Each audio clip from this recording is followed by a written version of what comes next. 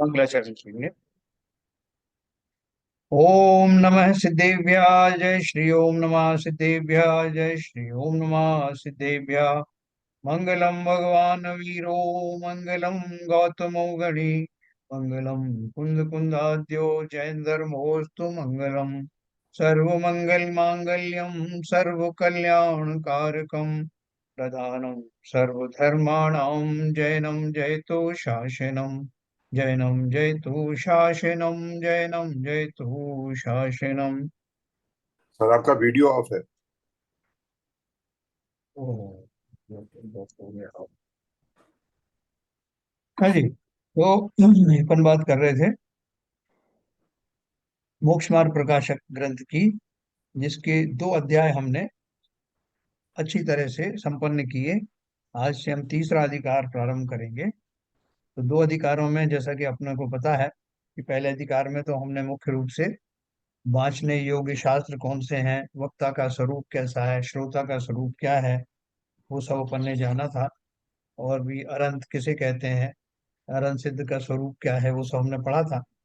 उसके बाद फिर हमने दूसरे अधिकार में कर्मों के बारे में पढ़ा। 8 तरह के कौन से कर्म होते हैं, घातिया कौन से हैं, अघातिया कौन से हैं। घातिया का अर्थ जो है, आत्मा का स्वभाव का घात करना है, उसका अर्थ हमने समझा कि स्वभाव का घात करने का अर्थ क्या है, कि स्वभाव का घात तो कभी होता नहीं, लेकिन स्वभाव प्रकट नहीं हो पाता पर्याय में, उसकी अपेक्षा से उसे घात कहते हैं।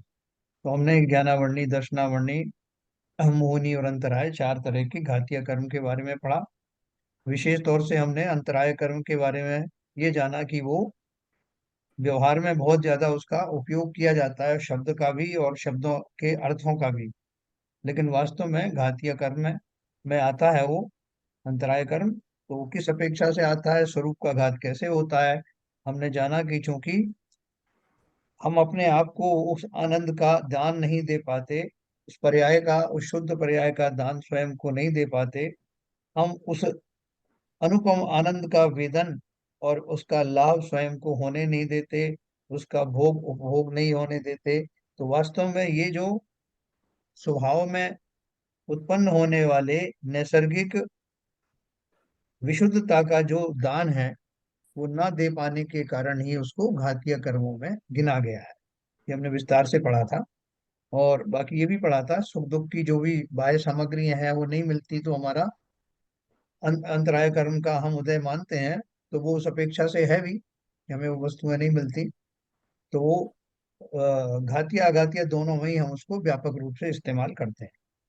फिर हमने उसके बाद में ये जाना कि जो बाकी के जो अघातीय कर्म है, उसमें वेदनीय कर्म जो है वो वास्तव में सुख दुख की सामग्री है। सुख दुख मतलब जो एब्सोल्यूट टर्म्स में जिन्हें लोग कहते हैं कि ये सुख के कारण है, दुख के कारण है, जो भी है, तो वो हमें जब मिलती हैं तो उसमें हमें अच्छा लगने वाली जो वस्तुएं हैं उन्हें साता वेदनी के अंतर्गत मानते हैं।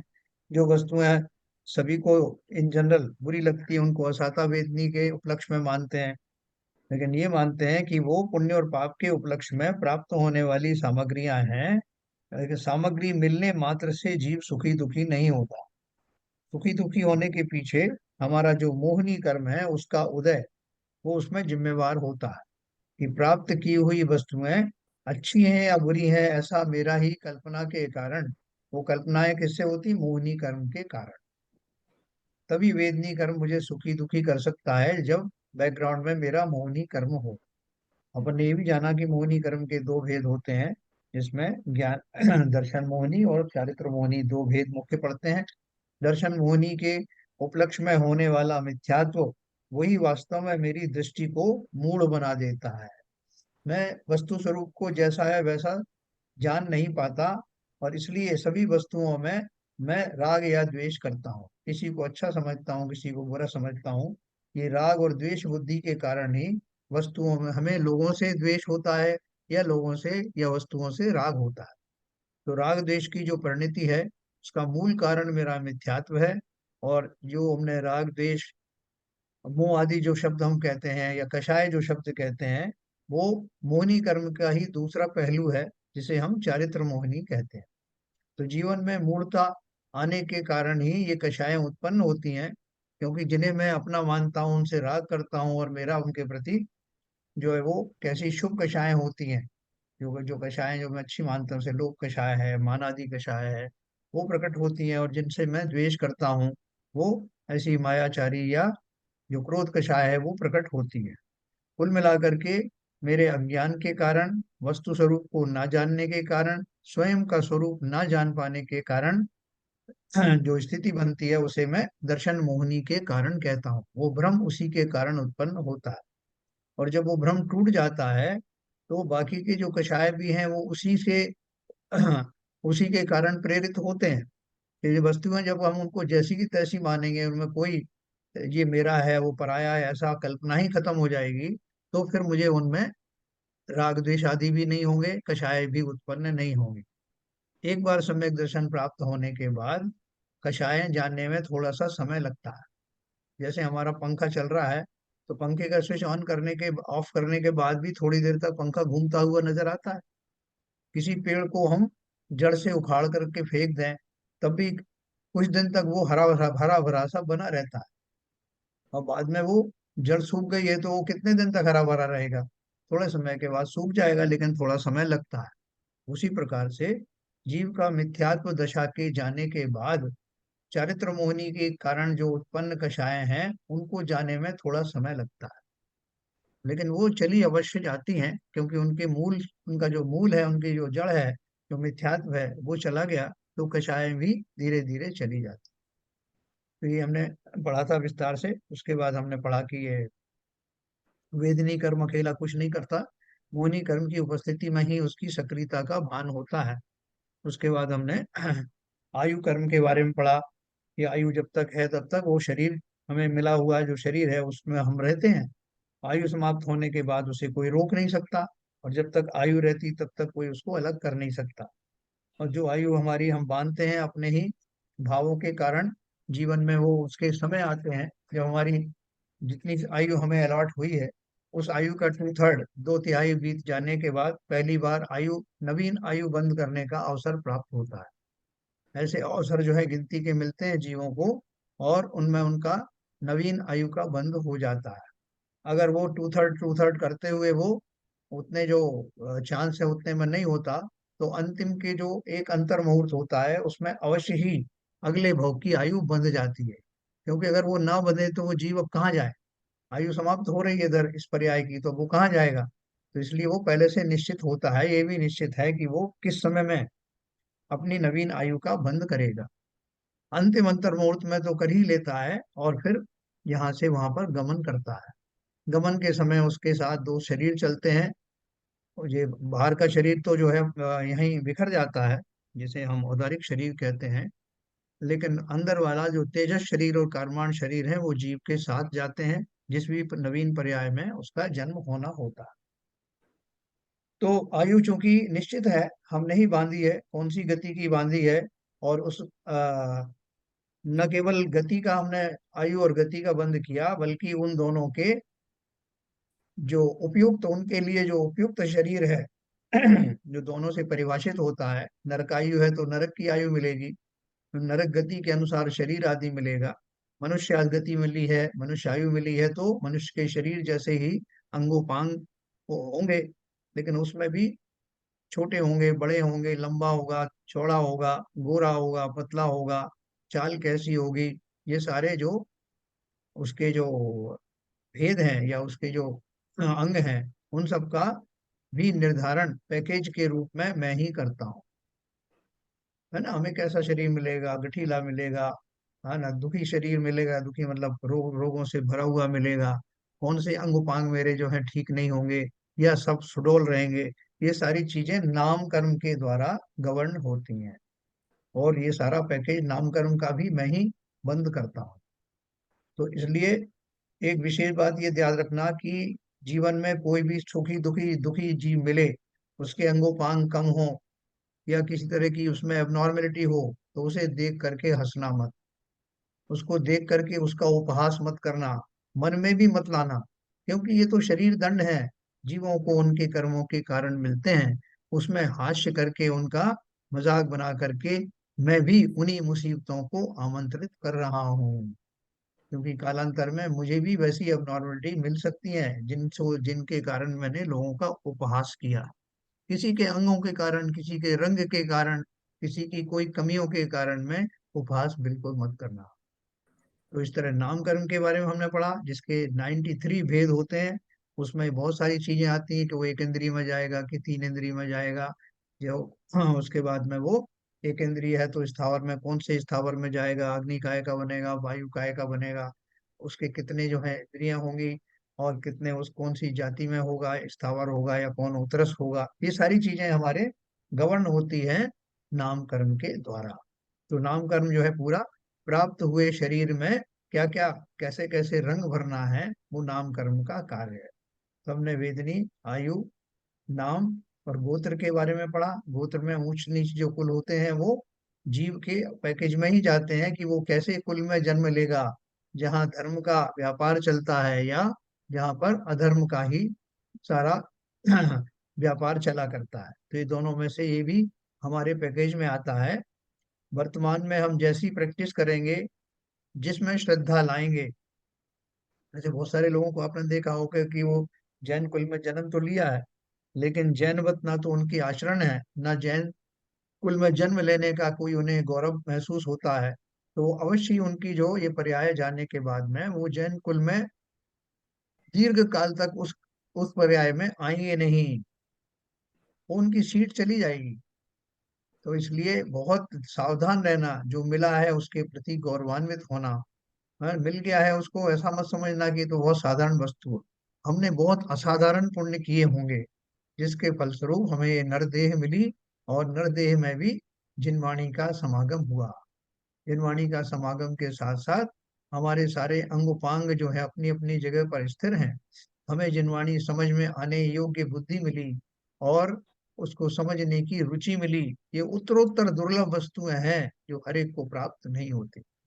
इसलिए जो हमें मिला है उसको खूब सराहना, उसकी खूब जो है भक्ति से, यही मुझे मिले, है ना। प्रारंभ में जब छोटे थे गाँव में जो खुले मैदान होते हैं तो ऊपर देखते थे कई बार शाम के टाइम, तो वो तारे टूटते थे ना, एक तारा टूटा तो चला गया। तो बच्चे होने के नाते हमें भी बड़ी उत्सुकता रहती थी, तो हम पूछते थे। और दादी क्या करती थी, जब भी कोई तारा टूटता था तो वो कुछ कहती थी। तो उनसे पूछते थे क्या कहती हो, तो बोले हम कहते हैं कि छने पानी में जाना।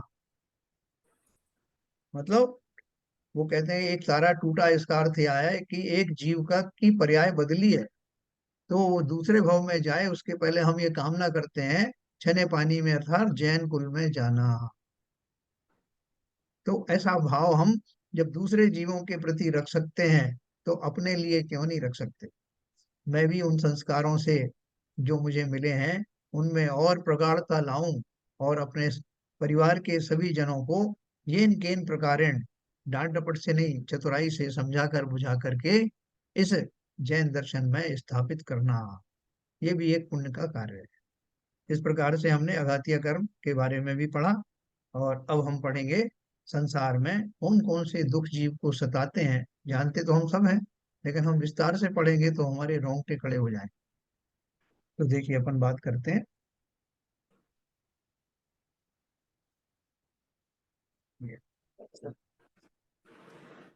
लास्ट में हमने कर्म गोत्र कर्मोदय जन्य अवस्था पढ़ी थी। इस प्रकार इस अनादि संसार में घाती अघाती कर्मों के उदय के अनुसार आत्मा की अवस्था होती है। सो हे भव्य, अपने अंतरंग में विचार कर देख कि ऐसे ही है कि नहीं। हाँ, विचार करने पर ऐसा ही प्रतिभासित होता है। यदि ऐसा है तो तू यह मान कि मेरे अनादि संसार रोग पाया जाता है, उसके नाश का मुझे उपाय करना, इस विचार से तेरा कल्याण होगा। है ना। देखो संसार की पूरी थ्योरी समझने के बाद जो जीव निकल गए हैं उन्होंने क्या किया। जैसे न्यूटन ने पता लगाया कि जो वो सेब नीचे गिरता है, अर्थात कोई भी वस्तु जो है उसमें इतना गुरुत्वाकर्षण के कारण, जो पृथ्वी में है उसके कारण वस्तुएं नीचे गिरती है। उसने एक थ्योरी बनाई। थ्योरी किसके आधार पर बनाई, जो हो रहा है जो है उसके आधार पर, नई बात नहीं। उसने ऑब्जर्व किया। ऐसे ही जो जीव भगवान बन गए हैं, सिद्ध बन गए हैं, उन्होंने बहुत अध्ययन के द्वारा इस बात को पता लगाया कि इस संसार में कितने तरह के जीव होते हैं, वो कहाँ कहाँ रहते हैं, किस किस दशा में रहते हैं, उनकी इन दशा के लिए कौन जिम्मेवार है, ये तरह तरह के जो दुख हैं उन्हें क्यों मिलते हैं, कर्म सिद्धांत क्या होता है, और आखिर में इस संसार से निकलने का उपाय क्या है। तो ये सब उन्होंने पता लगाया, और पता लगाने के बाद में उसके ऊपर चलते हुए उन्होंने उस मार्ग को खोज लिया कि संसार से निकलने के लिए क्या अमोघ अस्त्र है। उसको अपनाया और आज वो कोई अरहंत बन गए, कोई सिद्ध बन गए। तो हम और आप क्या कर रहे हैं? जिनेन्द्र देव के दर्शन करते समय यही भाव रखना कि भगवान आप धन्य हैं, मैं तो उन सिद्धांतों को अपना समझने के लिए अभी सर ही मार रहा हूँ, लेकिन आपने तो न केवल समझ लिया, बल्कि जो उसका जो अमोघ अस्त्र था संसार से निकलने का, उसको सिद्ध कर लिया। और आप अब उस मार्ग पर पहुंच गए, उस स्थान पर पहुंच गए जहां मेरा पहुंचना संभव तो अवश्य है, लेकिन अभी दूर है ना। तो ये जो थ्योरी अपन ने पढ़ी, उन्होंने ये बोला कि आपने जो कुछ हमने बैकग्राउंड बताया, उसके हिसाब से इस बात को समझ लेना कि मैं भी संसार का एक पार्ट हूँ, और ये सारी घटनाएं मुझ में ही घटित हो रही हैं। अनादि से मैं संसार पने से युक्त हूँ, और ये अनादि का रोग चला भी जाएगा, क्योंकि ये प्रकृति का नियम है। उस नियम को मुझे जानना है, उसके ऊपर विश्वास लाना है, क्योंकि जानना एक बात है और मानना अलग बात। हम इन सब दुखों से होकर के रोज गुजर रहे हैं, लेकिन फिर भी हम कई बार उसको अप्रिशिएट भी करते हैं, हाँ साहब बहुत बढ़िया लिखा है, फलानी किताब में बहुत अच्छा लिखा है, ढिमकी में बहुत अच्छी लिखा है। लिखा तो सब जगह अच्छा ही है, लेकिन मैंने अपना कितना उसको अपने जीवन में उतारा, इस पर निर्भर करेगा कि मैं मुक्ति के मार्ग की ओर बढ़ रहा हूँ या वापस पतन के गड्ढे में गिरने जा। तो इसलिए उन्होंने लिखा, यदि ऐसा है कि तू यह मान कि मेरे अनादि संसार रोग पाया जाता है, उसके नाश का मुझे उपाय करना है, इस विचार से, इस विचार मात्र से तेरा कल्याण होगा। इति श्री मोक्ष मार्ग प्रकाशक नामक शास्त्र में संसार अवस्था का निरूपक द्वितीय अधिकार संपूर्ण हुआ। हाँ, देखो थोड़े दिन के बाद में आपको ये सब अध्याय याद हो जाएंगे, फिर आप रेफरेंस के लिए बोलोगे साहब वो जो मोक्षमार्ग प्रकाशक का जो 8वां अधिकार है ना, उसमें ऐसा ऐसा लिखा है, हमने ऐसा ऐसा पढ़ा, ऐसा आपको याद हो जाए। क्योंकि ये जो अनुपम ग्रंथ है, इसमें 10 अध्याय के माध्यम से, 10वां अध्याय पूरा लिख नहीं पाए थे टोडरमल जी, उसके पहले ही वो राज सैनिक उनको पकड़ के ले गए। तो फिर जैसे तैसे कुछ विद्वानों ने उसको थोड़ा कंप्लीट किया, लेकिन जो कुछ भी उन्होंने माल दिया, ये खाली भूमिका के रूप में था। अब इसमें आगे पढ़ेंगे तो वो कई जगह लिखते हैं कि इसका वर्णन आगे करेंगे, तो मतलब यहाँ तो हमने इंट्रोडक्शन दिया, लेकिन इंट्रोडक्शन ही इतना कमाल का है, मानो कि संपूर्ण ग्रंथ ही लिख दिया हो। और हम और आप सबकी बुद्धि अब इतनी प्रखर होती जा रही है कि हम भी उनकी श्रेणियों में आ गए कि खत का मजमू भांप लेते हैं लिफाफा दे। और पंडित जी की कुछ लाइनें पढ़ करके हम समझ जाएंगे क्या कहना चाहते। तो चलिए अपन आगे चलते हैं, हम प्रविष्ट होते हैं तीसरा अधिकार। तीसरे अधिकार में क्या दिया है? संसार दुख तथा मोक्ष सुख का निरूपण, है ना। बहुत अनुपम चीज है, एक से एक बढ़ के चैप्टर है। संसार का दुख तो अपन सब जानते हैं, लेकिन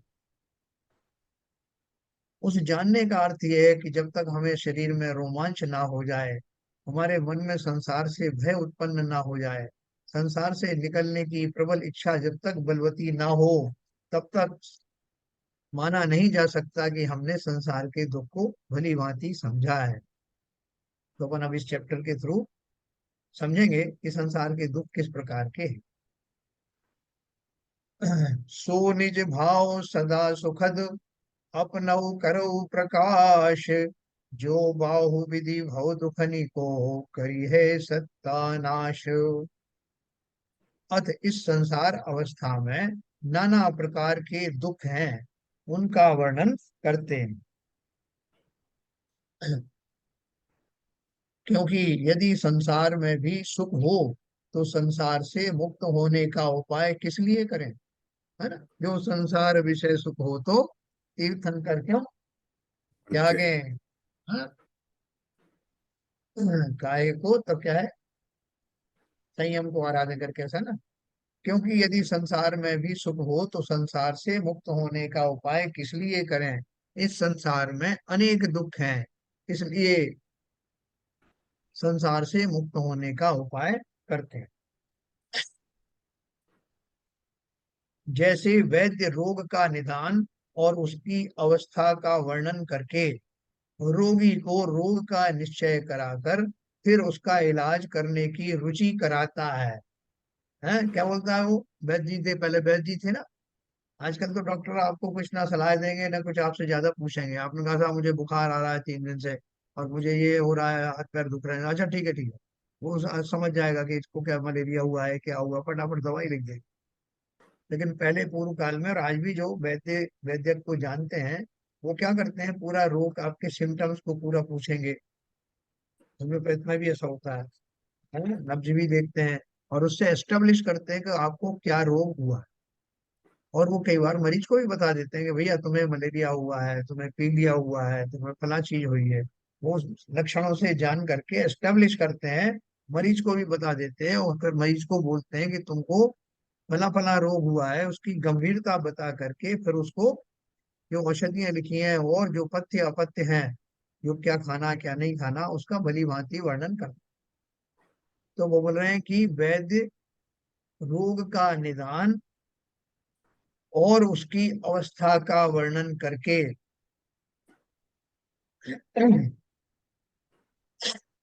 रोगी को रोग का निश्चय कराकर फिर उसका इलाज करने की रुचि कराता है। वो यही बता देगा भैया अगर तुमने इसका इलाज नहीं किया तो ये बढ़ करके दूसरी बीमारी हो सकता है, तीसरी हो सकता है, इसलिए इसका निदान करना आवश्यक है। उसी प्रकार यहाँ संसार का निदान तथा उसकी अवस्था का वर्णन करके संसारी को संसार रोग का निश्चय करा के अब उसका उपाय करने की रुचि कराते हैं। है, ये बहुत इंपॉर्टेंट चीज है। जैसे रोगी रोग से दुखी हो रहा है परंतु उसका मूल कारण नहीं जानता, सच्चा उपाय नहीं जानता और दुख सहा नहीं जाता, तब जो उसे भासित हो वही उपाय करता है, परंतु इससे दुख दूर नहीं होता। तब तड़प तड़प कर परवश हुआ उन दुखों को सहता है। कि साहब मैं क्या करूं, सब जगह हुआ आया, बहुत अस्पतालों में गया, कोई इंजेक्शन लगा देता है, कोई दवाई खिला देता है, लेकिन मूल जड़ में मेरा क्या है, क्यों ये सब हो रहा है मुझे, ये मुझे पता नहीं चलता।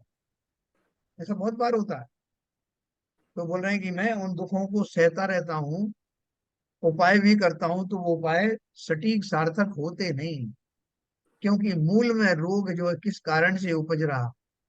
जैसे बहुत सारे जीवों को पेट खराब है, तो पेट खराब होने की वजह से उनको बहुत सारे और उसके बाद उपद्रव होते रहते हैं। थकान होती है शरीर में, भोजन ही डाइजेस्ट नहीं हो रहा है, तो उनको गैस बन रही है और हाथ पैरों में पीड़ा हो रही है, बुखार भी आ रहा है, तो डॉक्टर के पास गए, उसने बुखार की दवा दे दी।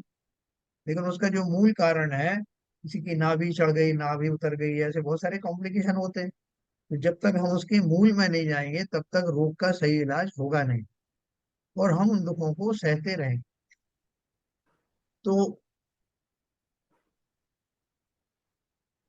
उसे वैद्य दुख का मूल कारण बतलाए, दुख का स्वरूप बतलाए। उसी प्रकार संसारी संसार से दुखी हो रहा है परंतु उसका मूल कारण नहीं जानता तथा सच्चे उपाय नहीं जानता और दुख सहा भी नहीं जाता, तब अपने को भाषित हो वही उपाय करता है। तो साहब मुझे तो कुछ समझ में नहीं आ रहा, अब मुझे जो अच्छा लग रहा है वो मैं कर रहा हूँ। हाँ? इसलिए दुख दूर तब तड़प तड़प कर परवश हुआ उन दुखों को सहता है। उसे यहाँ दुख का मूल कारण बतलाते हैं, दुख का स्वरूप बतलाते हैं, और उन उपायों को झूठे बतलाएं तो सच्चे उपाय करने की रुचि हो, इसलिए यह वर्णन यहाँ करते हैं।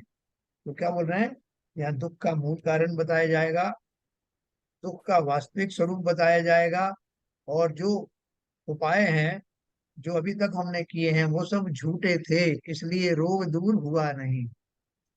अब सच्चा उपाय बताया जाएगा जिससे हमारा ये संसार रोग दूर हो।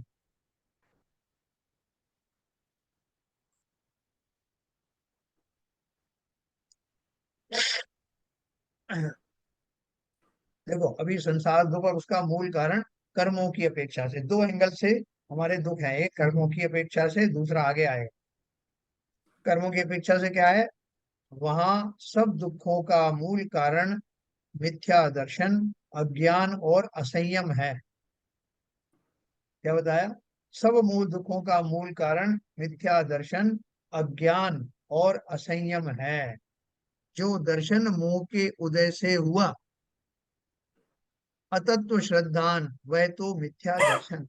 ये अपन पढ़ के आए ना, जिसे मिथ्यात्व कहते हैं, या सम्यक दर्शन के विपरीत जो है वही मिथ्या दर्शन है। जो दर्शन मोह के उदय से हुआ, अतत्व श्रद्धान, वो मिथ्या दर्शन है। उससे वस्तु स्वरूप की क्या हो रहा है, यथार्थ प्रतीति नहीं हो सकती है, अन्यथा प्रतीति होती है। क्या बोल रहे हैं? कि जो मेरा अतत्व श्रद्धान है, अतत्व श्रद्धान का अर्थ मैंने आपको पहले ही बताया था, कि जो तत्व, सात तत्व बताए, उस सात तत्व में से पहला तत्व ही मैं हूँ, जीव तत्व। और मेरे अतिरिक्त जितने तत्व हैं वो सब अजीव तत्व हैं।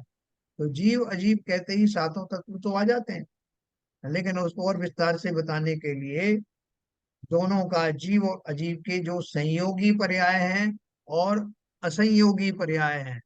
जैसे कि आश्रम, आश्रम में क्या होता है? पुद्गल कर्मों का आगमन हुआ तो जीव उनसे जुड़ गया, तो आश्रम बंद, है ना।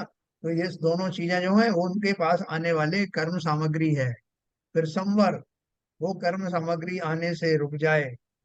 फिर संवर के बाद निर्जरा, यानी उनसे सत्ता में रहने वाले कर्मों से वो कर्माण शरीर खाली होने लग जाए, निर्जरा।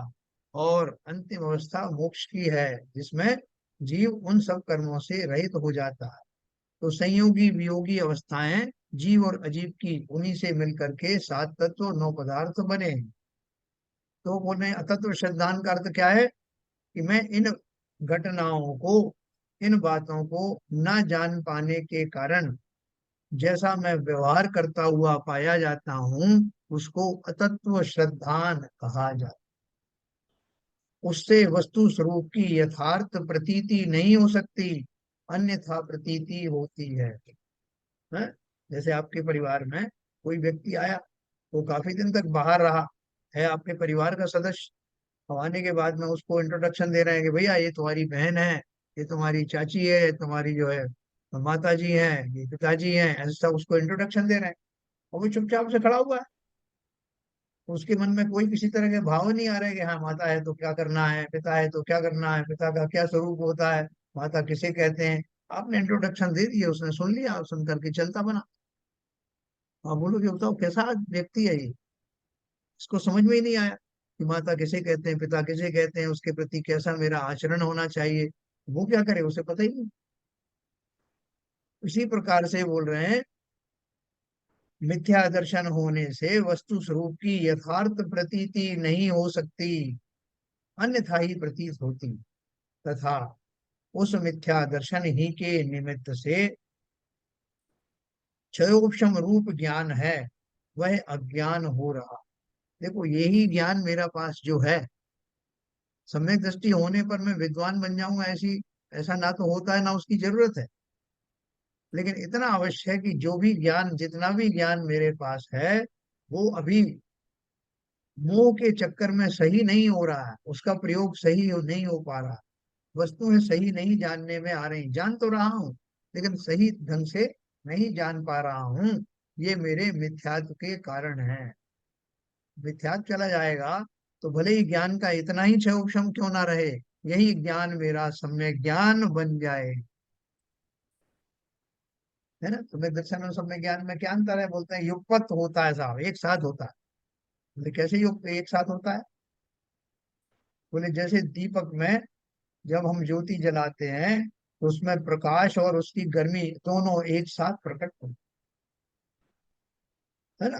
तो इसलिए वो ज्ञान सम्यक कब हो जाता है? ज्ञान तो हमारा हमेशा है, अभी भी है, लेकिन इस ज्ञान से मैं जब ये नक्की कर पाता हूं कि मेरा स्वरूप क्या है, और वहां आके मेरी सुई सेट हो जाती है कि ओ यही है सच्चा डिसीजन कि मैं जीव जीव द्रव्य हूँ, मैं आत्म द्रव्य हूँ, मैं शरीर द्रव्य नहीं हूँ। ऐसा विश्वास कंकोत्कीर्ण जैसे ही होता है, होता ज्ञान से ही है, लेकिन वही ज्ञान जब ऐसा निर्णय करता है, तब वही ज्ञान सम्यक ज्ञान कहलाने लगता है। सम्यक ज्ञान कहीं बाहर से थोड़ी आने वाला, मेरा यही ज्ञान जो भी मिथ्यात्व कहा जाता है, क्योंकि वस्तु स्वरूप को बिना जाने में उसका प्रयोग कर रहा हूं, यही ज्ञान जब सम्यक हो जाता है, भली भांति वस्तु का स्वरूप जानने में जब टिक जाता है, तब उसी क्षण से मेरा यही क्षयोक्षम ज्ञान मिथ्या दर्शन से बदलकर सम्यक मिथ्या ज्ञान से बदलकर सम्यक ज्ञान में परिवर्तित हो जाता है। ठीक है, तो उसको हमें अलग से कुछ करने की जरूरत नहीं है, श्रद्धा ठीक हुई और उधर ज्ञान भी ठीक हो गया। चारित्र में जरूर थोड़ा समय लगता है, सम्यक दर्शन सम्यक ज्ञान सम्यक चारित्र बोलते हैं रत्नत्रय, तो चारित्रिक दशा में थोड़ा समय लग सकता है, लेकिन दर्शन और ज्ञान एक साथ होते हैं। तथा उस मिथ्या दर्शन ही के निमित्त से क्षयोक्षम रूप ज्ञान है, वह अज्ञान हो रहा, जो मेरा क्षयोक्षम ज्ञान, उससे यथार्थ वस्तु स्वरूप का जानना नहीं होता, अन्यथा जानना होता है। तथा चारित्र मोह के उदय से हुआ कषाय भाव, उसका नाम असंयम है। जब मैं अपनी उठने वाली, दिन प्रतिदिन रहने वाली उन कषायों का रहस्य नहीं जानता कि साहब मुझे ये क्रोध क्यों आता है। अब बहुत सारे जीव आपको मिलेंगे मंदिर में, वो आप कहेंगे साहब बाकी सब तो ठीक है, मुझे क्रोध बहुत आता है, वो खुद भी जानते हैं इस बात, ये समझ में नहीं आता साहब। कोई बोलेगा साहब ऐसा है कि क्रोध तो फिर भी मेरा इतना नहीं है, लेकिन मेरे मुझे कोई जरा भी ऐसा अपमान कर दे, ऐसा बोल दे वैसा, तो मैं बहुत उद्वेलित हो जाता हूँ, पता नहीं क्यों। हम खुद भी अपनी इस मनोदशा से परेशान हैं, लेकिन कर नहीं पाते कुछ। तो बोल रहे हैं चारित्र मोह के उदय से हुआ कषाय भाव, उसका नाम असंयम है। तो लोग बोलते हैं भैया कंट्रोल करना सीखो, अपना अपने क्रोध पर काबू पाओ, अपने जो मान कषाय है उनको थोड़ा काबू में रखो। कैसे रखें काबू में? कह देने मात्र से तो होता नहीं। तो बोले साहब वो भगवान के दर्शन करने जाते हो ना जो अंदर, तो वो निश्चय निश्चय बोलते हैं। वो क्यों बोलते हैं निश्चय निश्चय? बोले अरे आपको इतना नहीं पता। तो इसलिए बोलते हैं कि मेरे मंत्रोच्चार सहित प्रवेश करने से कोई वहां पर देव आदि दर्शन कर रहे हो तो वो हट जाते हैं, वो मुझे संकट नहीं उत्पन्न करते। वो ये नहीं मानते कि मैंने उन्हें संकट में उन्हें खड़ा कर दिया, उनको दर्शन नहीं करने दिए, इसलिए ये शब्द उच्चारण किए जाते हैं। दूसरे लोग बोलेंगे नहीं इसका एक और अर्थ है। तो क्या अर्थ है? कि मैं अपने समस्त कषायों को मंदिर की दहलीज के बाहर ही छोड़ करके जाता, है ना। ये सब जो है व्यवहार की बात बताई जाती है। इतना आसान है क्या अपने कषायों की पोटली उठा करके बाहर के चौकीदार को दे जाओ कि भैया ये पकड़े रहना, है मैं दर्शन करके आता हूँ फिर ले लूंगा वापस। तो ये खाली समझाने के लिए कि ऐसा करना ही चाहिए कि इन कषायों से अपने आप को रहित तो होना चाहिए। कम से कम उतने क्षणों के लिए मैं किसी तरह का कषाय भाव धारण ना करूं, इस भाव के लिए बात कही जाती। इससे ये भी सिद्ध होता है कि मेरे कषाय अभी गए नहीं हैं, और वो कषाय कब जाएंगे, उनका परमानेंट इलाज क्या है? परमानेंट इलाज तो संयम धारण करना। तो संयम धारण कब करूंगा? जब मुझे उन कषायों की निरर्थकता के बारे में पता लगेगा कि ये मेरी कषाय वास्तव में अकारण ही घटित हो रही हैं। क्यों? क्योंकि मेरी मान्यताएं गलत हैं। मान्यता ही उसका मुख्य जड़ है, मूल है। उसी के मूल के कारण से मैं लोगों में राग और द्वेष की भावना रखता हूं। सारी कषाएं उससे जुड़ी हैं। तो जैसे ही मुझे ये लगेगा कि मैं अपनी दृष्टि को सही करूं, है ना, आपको जो है कोई दृष्टि दोष हो जाए तो डॉक्टर कहेगा कि साहब आपको कलर ब्लाइंडनेस हो गई, हरे का लाल, लाल का सफेद, काला सब ऐसा दिखाई देता है, एक के दो दिखाई देते हैं। तो ये दृष्टि दोष दूर किए बिना जैसा स्वरूप है, जैसे और लोग देख पा रहे हैं मैं नहीं देख पा रहा। तो इसलिए क्या बोला कि मिथ्यात्व और चारित्र मोहनी ये दोनों जब निकल जाएंगे तब मैं सम्यक दर्शन की प्राप्ति करूंगा। और सम्यक दर्शन होने के तुरंत बाद नहीं, तुरंत बाद हो जाए तो बहुत अच्छा है। वो सम्यक दृष्टि जीव अब कामना करता है कि मैं उत्कृष्ट जाति के संयम का अब पालन करूं, मेरे जीवन में अब संयम घटित हो। लेकिन उसके पहले सम्यक दर्शन प्राप्त करने के लिए भी वो किंचित संयम का ही सहारा लेता है। क्योंकि सम्यक दर्शन ऐसा तो है नहीं कोई सड़क पे पड़ा मिल जाए आपको। उसके लिए हमें जो प्रयास करने होंगे, उसके लिए हमें जिस बुद्धि का प्रयोग करना पड़ेगा, पहले तो जिनेन्द्र देव की जो कथित वाणी है उस पर पूरा विश्वास करना। जैसा मैंने सुना है, पढ़ा है, जैसा जिनेन्द्र देव ने कहा है, क्योंकि वो ने कोई स्वार्थ तो है नहीं। इसलिए जो कहा है अक्षरशः सत्य है, ऐसा मान करके मुझे अपनी दृष्टि सही करनी है। देखो हमारी आंखें जरा खराब हो जाए तो हम दर दर भटकते हैं, इस डॉक्टर के पास जा रहे हैं, उस डॉक्टर के पास जा रहे हैं, घबरा जाते हैं, साहब आंखों से, आंखें हैं तो जान है, तो आंखें ठीक करवा लें। अंदर की आंखें ठीक करी नहीं, अंतः दृष्टि ठीक नहीं हुई, तो संसार में बहुत विविधताएं, बहुत से राग द्वेष का मटेरियल दिखाई देता है। दृष्टि सामान्य होते ही वस्तुएं जैसी हैं उस स्वरूप में दिखाई देने लगती हैं। फिर कैसा राग, कैसा द्वेष, कैसी कषाय। ये मूल में इसका चिंतन करना। जब कभी भी, जैसे मैं वो वैद्य का मैंने आपको बताया, वैद्य आपको क्या पूछता है, आपने कल क्या खाया था, परसों क्या खाया था, वो उसकी जड़ को पकड़ता है। उसी तरह से ये जो संसार स्वरूप को जानने वाले हमारे आचार्य देवादि हैं, वो जानते हैं हमारी दशाएं क्या हैं, हमने अब तक क्या क्या खाया, कैसे कैसे हमने उपाय किए, कैसा हमारा चिंतन रहा, हमने संसार को कैसा माना, संसार जनों के प्रति कैसा अनुराग या द्वेष किया। यही इसके मूल में है। मेरी दृष्टि ही खराब हो गई, दृष्टि का इलाज करना। तो इस प्रकार ये उससे केवल मैंने जब चारित्र मोह के उदय से हुआ कषाय भाव, उसका नाम असंयम है। उससे जैसे वस्तु स्वरूप है वैसा नहीं प्रवर्तता, अन्यथा ही प्रवृत्ति होती है। इस प्रकार ये मिथ्या दर्शनादिक हैं, वे सर्व वे ही सर्व दुखों का मूल कारण है। किस प्रकार से हैं सो बतलाते हैं।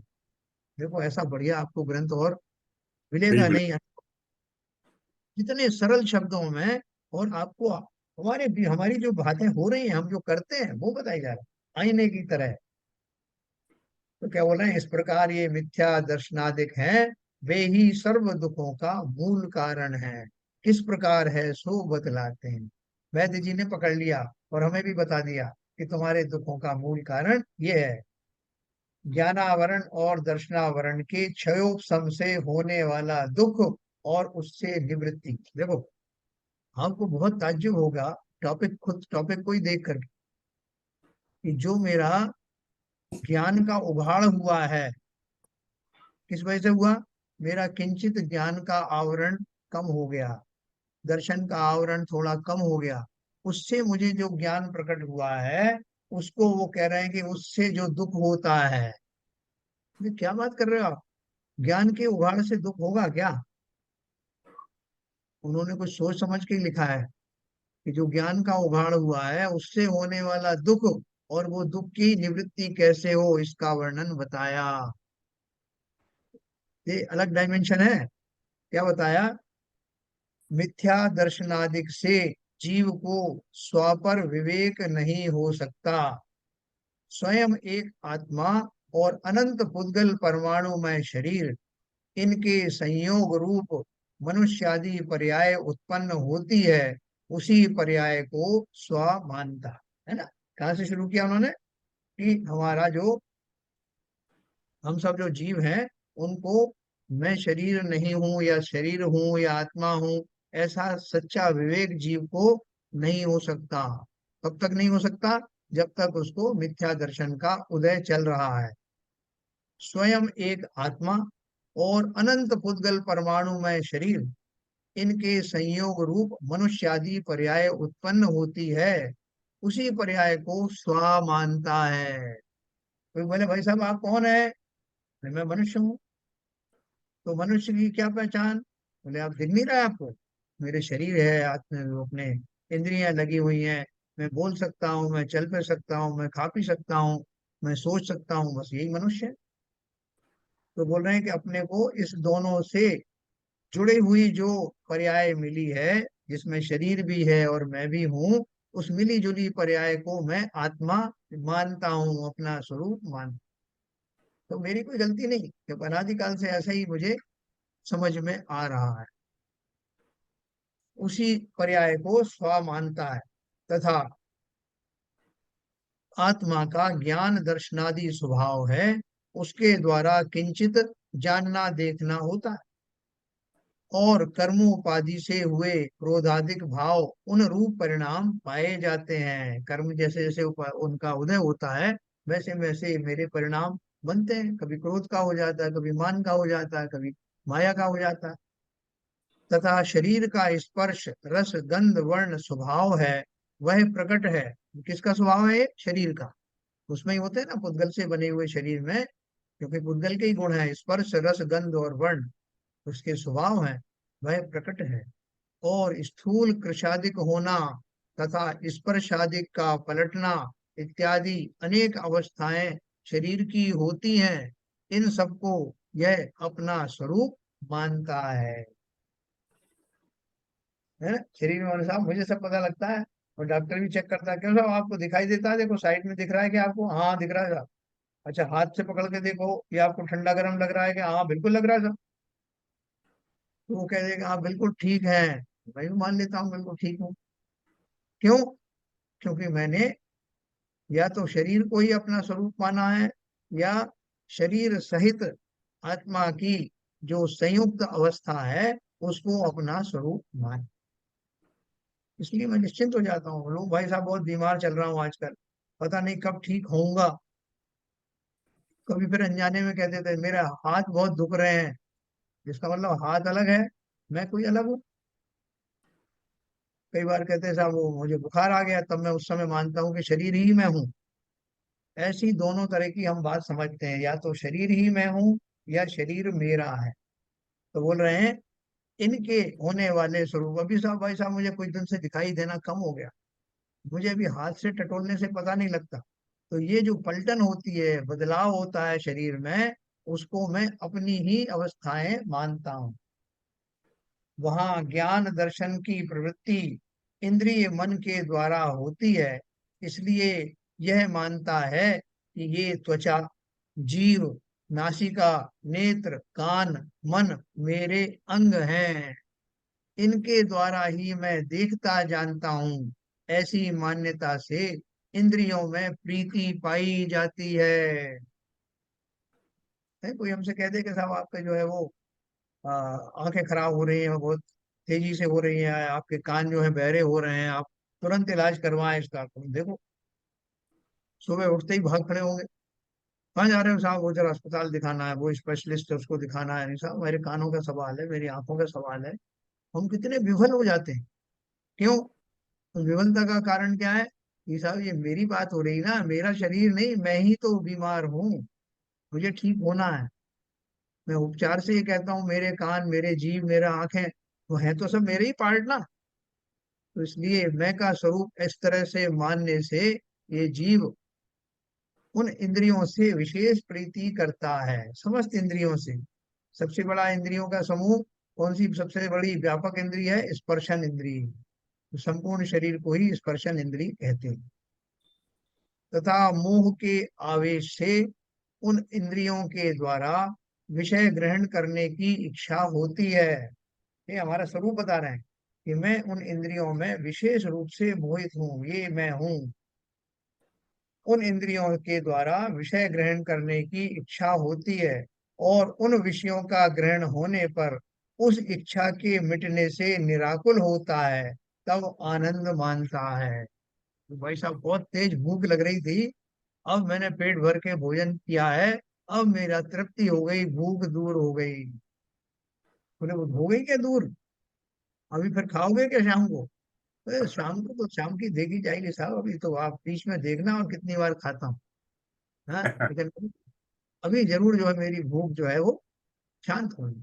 तो भूख नाम का जो रोग है वो दूर हुआ क्या? बोले अरे आप क्या बात करते हैं, भूख कोई रोग थोड़ी है, ये तो एंजॉयमेंट है। भूख ना हो तो हम क्या एंजॉय करें? उसमें भी हम बहुत प्रसन्न होते हैं। भूख ना लगे, प्यास ना लगे तो डॉक्टर के पास जाते हैं।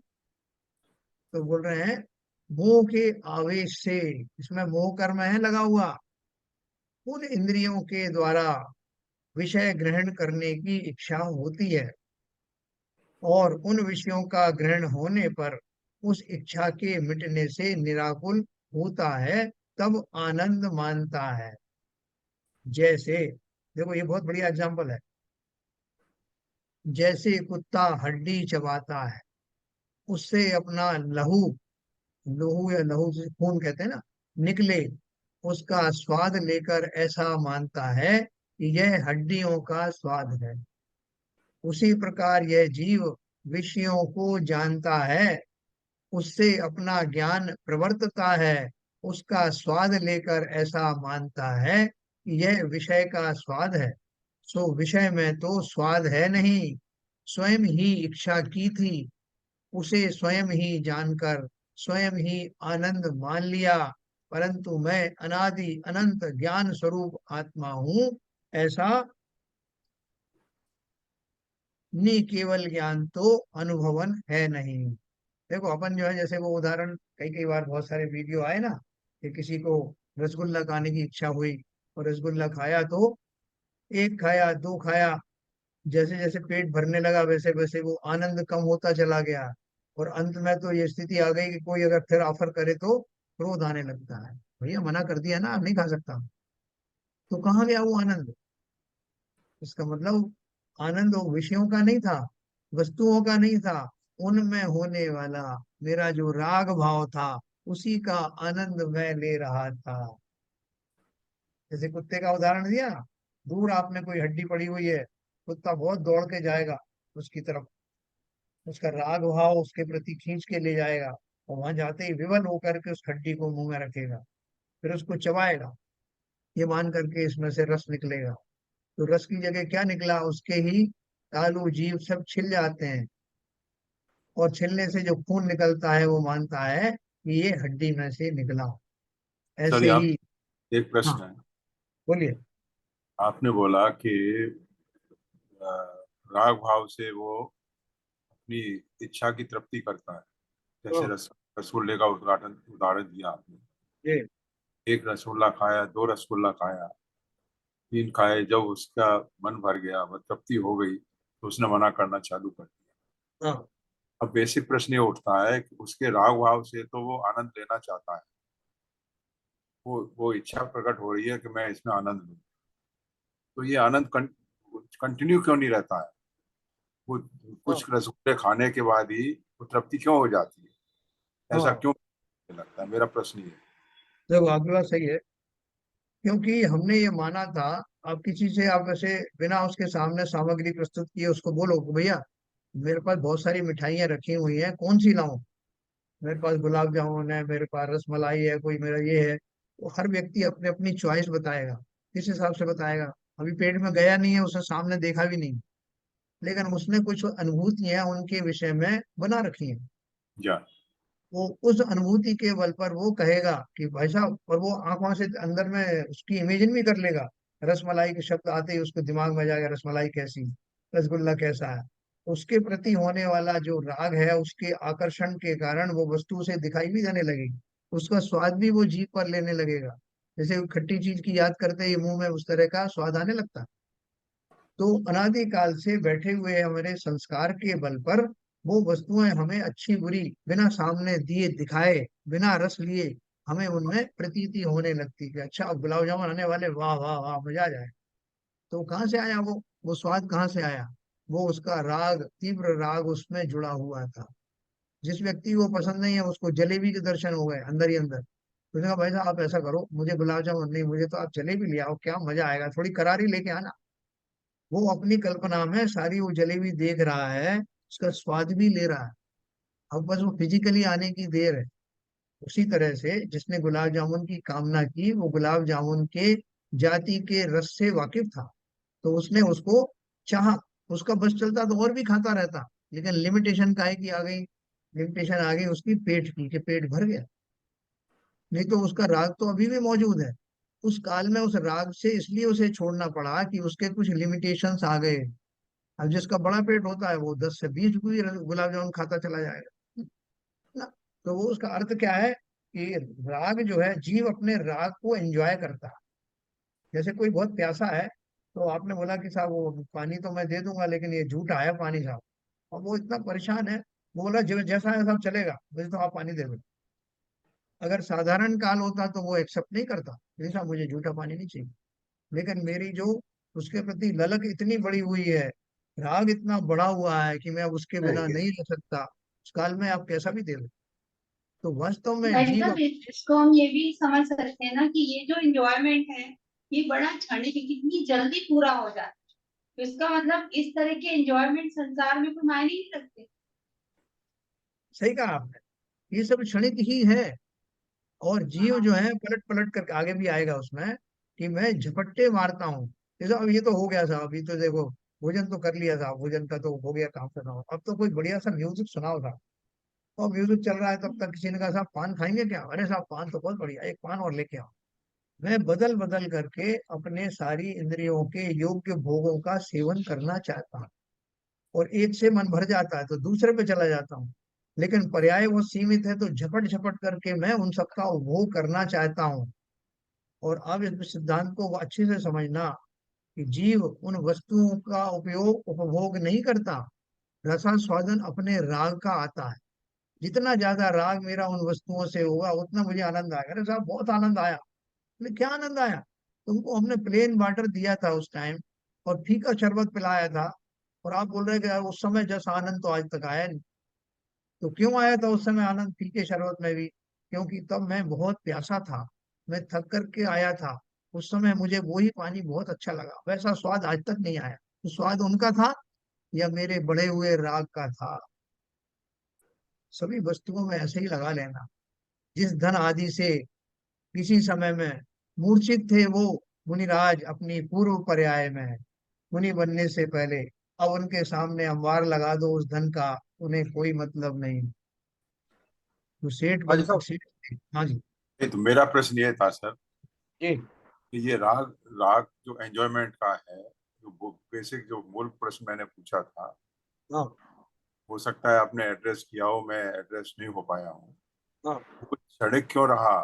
वो सस्टेन क्यों नहीं किया वो मैंने एंजॉयमेंट? बताया आपको, मैंने आपको बताया था। एक तो नहीं, एक ऐसा ही आपने ऐसा ही मेरा भी प्रश्न है। तो इसी एक से मिनट एक जैसे भाई साहब कह रहे हैं ना, उसी एक से हाँ मिनट हाँ। लगता हुआ एक मिनट हाँ, बाबू। बोलने दो, 1 मिनट बोलने दो, अगर वो उनका भी वही है तो अपन एक साथ एड्रेस कर देंगे। हाँ बोलिए बाबू। उससे लगता हुआ प्रश्न मेरा है, जैसे भाई साहब ने कहा ना अभी कि हाँ। वही राग सस्टेन क्यों नहीं रहा। और फिर हाँ। आगे मेरा प्रश्न यह है कि वही वस्तु जो रसगुल्ला खिला रहे थे, उसके प्रति फिर द्वेष कैसे पैदा हो जाता है? उसको देख करके ही उल्टी आने लगती है उसको। वही अभी राग था, राग सस्टेन रहा, उसके बाद में वही आगे बढ़ करके विद्वेष में ही परिणत हो जाता। अगर राग की बात होती तो राग ही बना रहता। ये हाँ इसका बाबू जी, ठीक। वही वही मैं बात कर रहा हूँ कि वो जो राग जो था वो सस्टेन क्यों नहीं किया। तो एक मिनट मतलब जी। बता रहा हूँ। भौतिक संसार की हर चीज क्षणिक है, परिवर्तनशील है, इसलिए वो स्थिर नहीं रहता। आत्मा में हर चीज स्थायी है और स्थिर है। मुझे लगता है ये इसका आंसर हो सकता है। नहीं वो भी सही है। देखो एक मैं आपको बताता हूँ, हमारा कोई जो मित्र है, वो मित्र क्यों है और कब तक मित्र रहता है? जब तक कि मेरे अनुसार वो प्रवर्तता है, तब तक वो मेरा मित्र रहता है। जब वो मेरे खिलाफ जाने लगता है, मेरी जो अरुचिकर बातें वो करने लगता है, तो मेरा मित्र रहना उसका बंद हो जाता है। मित्रपना। तुम कैसे मित्र हो, कैसी बातें कर रहे हो? अरे अभी एक क्षण पहले तो आपने मुझे मित्र कहा था, और आप मुझे बोल रहे हो कि तुम तो मेरे शत्रु हो। तो वो बदलाव कहाँ से आया? वो राग द्वेष में कैसे बदल गया? क्योंकि जिसे मैं अनुकूल लगता है उसी को अपना कहता हूँ, उसी को अच्छा कहता हूँ, यही राग भाव है। जो रसगुल्ले मुझे अभी अच्छे लग रहे थे, वो इसलिए कि कोई बाधा नहीं थी, बिना बाधा के मेरी रसना इंद्री के माध्यम से मैं उनका आनंद ले रहा था। लेकिन रसना इंद्री अकेली नहीं थी, उसके साथ जहाँ स्टोरेज में हो रहा था वो पेट भी तो था मेरा। पेट से सिग्नल आया कि नो मोर, अब नहीं चाहिए। तो नहीं चाहिए तो वो जो मेरा राग था, जैसे वो शत्रु से मित्र मित्र से शत्रु बन गया, ऐसे ही वो रसगुल्ला और उसमें जो राग था, क्योंकि अल्टीमेटली सिग्नल कहीं और से आने लगा कि इसको अब मत लेना, पेट फट जाएगा, तो मेरा वो राग बदल करके द्वेष में कन्वर्ट हो गया। अब कोई रसगुल्ले की बात करता है तो मैं उसको हटा देता हूँ, हटाओ सामने से, मुझे उल्टी आती। तो क्या हुआ, क्योंकि राग तो था मेरा, लेकिन राग लिमिटेड था, उसके पीछे वो सिग्नल अगर नहीं आता, अगर पेट में और जगह रहती तो और ले लेता दो चार आठ। तो इसलिए बहुत सारी चीजों से वो राग गवर्न होता है। वो जब जब तक वो अनुकूल वातावरण चलता है, तो जैसे वो सामने खड़ा व्यक्ति उसे मैं अपना मित्र मानता हूँ, अनुकूलता समाप्त होते ही वो मेरा शत्रु हो जाता है। ठीक उसी प्रकार से उन रसगुल्लों को निगलने की शक्ति तो मौजूद है, लेकिन उसको अंदर स्टोर करने की, हजम करने की शक्ति नहीं है, इसलिए वो अब मुझे अनुकूल नहीं लगता, वो मेरे उससे द्वेष हो जाता इसका मतलब ये हुआ कि राग को द्वेष ने ओवरराइड कर दिया। है। हाँ हाँ, राग और द्वेष दो दो ही तो पहलू हैं। यस। ये बदलते रहते हैं, निरंतर बदलते रहते हैं। आपसे कोई बोले कि साहब कल तक तो आपको बहुत पसंद था ये जलेबी, आज आपको क्या हो गया? बोले वो तो भैया। सांसारिक, जैसा कि नीरजा जी ने कहा, वो हाँ सांसारिक परिस्थितियों ने राग को द्वेष में कन्वर्ट कर दिया, और उसको जो अच्छी चीज लग रही थी, पेट से वहां से सिग्नल आया कि भाई बिल्कुल अब तो वही। बिल्कुल। अभी देखो हमारी वो छोटी नातिनी आई है, पोती, रजत की बेटी आई है, उसके छोटी सी बच्ची है, उसको चॉकलेट खाने का शौक सबको ही होता है ना, तो उसको भी बहुत शौक था। और उसको जो उन्होंने देखा इसके दांत सारे खराब हो गए, तो उन्होंने उसकी मेजर सर्जरी करी। तो सर्जरी करी तो अब उसको डर लगता है, तो चॉकलेट खाओगे? वो नहीं नहीं नहीं खाएंगे। क्यों नहीं खाओगे, तुम्हें तो बहुत प्रिय थी ना। तो नहीं, इससे मेरे दांत खराब हो जाते।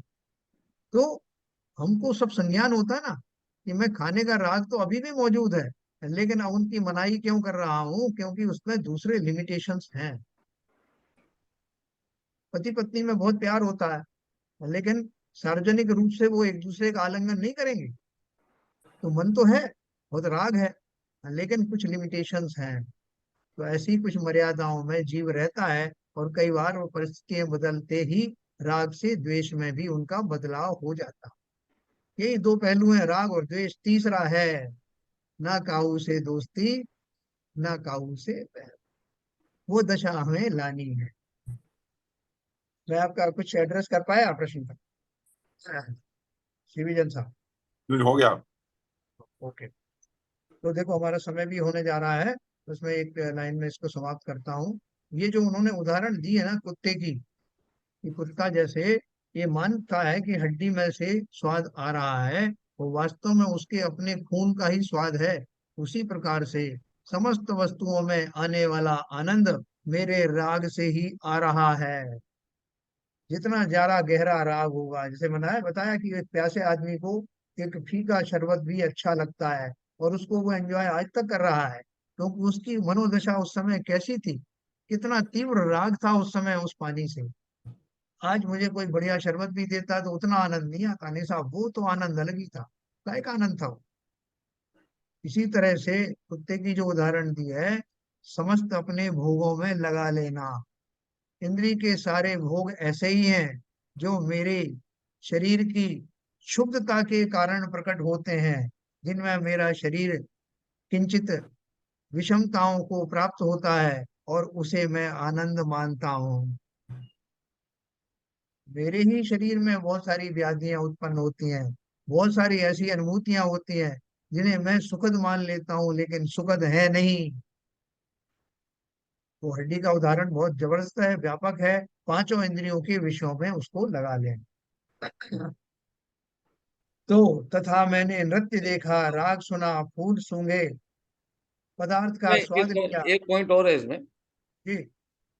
जैसे अभी कभी किसी को चाय का बहुत स्वाद है, और वो दिन में 4 चाय 6 चाय पीता है, और फिर एक बार जब वो छोड़ देता है उसको, और थोड़े दिनों बाद उसका अभ्यास हो जाता है कि चाय छोड़ दी है उसने, तो फिर उसको चाय की आपूर्ति नहीं होती, तो जो दूसरों को पीते देखते हुए बड़ा खुश होता है कि देखो ये मेरे को अर्जी नहीं है इसकी। हाँ मतलब तो हाँ, तो जो चीज की जो हम लोगों को मतलब जैसे आपने बोला जैसे हड्डी वाला दिया एकदम एकदम फिट होता है, कि वो हमारे जो हम लोगों ने जो देखते हुए आए हैं, जो हमारा आदतन पड़ गई है, उस चीज के प्रति हम लोग बहुत ज्यादा हो जाते हैं। जब वो चीज छूट जाती है और वो चीज का हमारी अर्ज खत्म हो जाती है, तो फिर हम उससे निवृत्त हो जाते हैं, तो हमको बड़ा ही सुखद अनुभव होता है। तो आप सही कह रहे हो। अभी रात्रि भोजन छोड़ने वाले हम सब उस रात्रि भोजन कभी किया करते थे। अब उससे निवृत्त होने के बाद, और बहुत सारे लोग तो शाम को भोजन ही नहीं करते। अब वो अपने आप को स्वतंत्र महसूस करते हैं कि मैं कहीं भी चला जाऊं, मुझे ये विकल्प नहीं रहता कि घर लौटना है जल्दी, अब भोजन का क्या होगा। मुक्त हो गए उससे, और उस मुक्त होने से बड़ा सुखी महसूस करता है। क्या कोई झंझट ही नहीं, एक बार भोजन करते हैं बस। हाँ, तो आपने सही कहा शैलेंद्र जी। कल अपन इसके बारे में और विस्तार से पढ़ेंगे, आपको बहुत आनंद आएगा। पंडित जी ने इसका विश्लेषण बहुत अच्छे से किया। कल अपन बहुत विस्तार से पढ़ते हैं, और हम कन्विंस हो जाएंगे कि वास्तव में मेरी दशा ऐसी ही है। और कन्विंस होने के बाद मन ही मन हम ऐसा संकल्प करेंगे कि कब हो कि मेरी ये वृथा धारणाएं, विषय आसक्ति समाप्त हो जाए, है ना। तो बहुत अच्छा विषय था, और बहुत सिंपल भी था, हमारा जाना पहचाना विषय था। कल अपन इसकी और चर्चा करेंगे। सब लोग तैयार होके आना, कोई भी प्रश्न हो तो अपन करिए, दिनवाणी स्तुति करेंगे।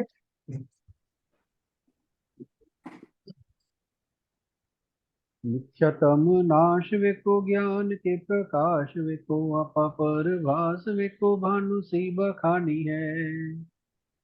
छह द्रव्य जान वेको बंध विधि भान वेको स्वपर पिछान वेको परम प्रमाणी है। अनुभव बताए वेको जीव के जताए वेको काहू न सताए वेको भवे और आनी है। जहाँ तहाँ तार वेको पार के उतार वेको सुख विस्तार वेको यही जिन वाणी है। हे जिनवाणी भारती तो है जपूजन रैन, जो तेरी शरण आ गए सो पावे सुख चैन। यह वाणी के ज्ञान से सूझे लोकालो, तो वाणी मस्तक धरो सदा देते हैं धो, सदा देते हैं धो। जिनवाणी माता की जय।